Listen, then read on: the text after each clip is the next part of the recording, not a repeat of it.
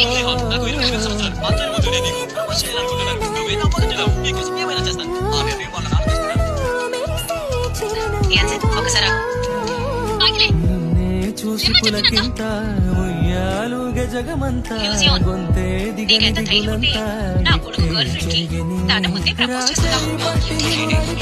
భూప్రాపు అంచులలో విహరిస్తా గగనాలందుకొని ఆచోటే తొలి ముద్దే నీకందిస్తా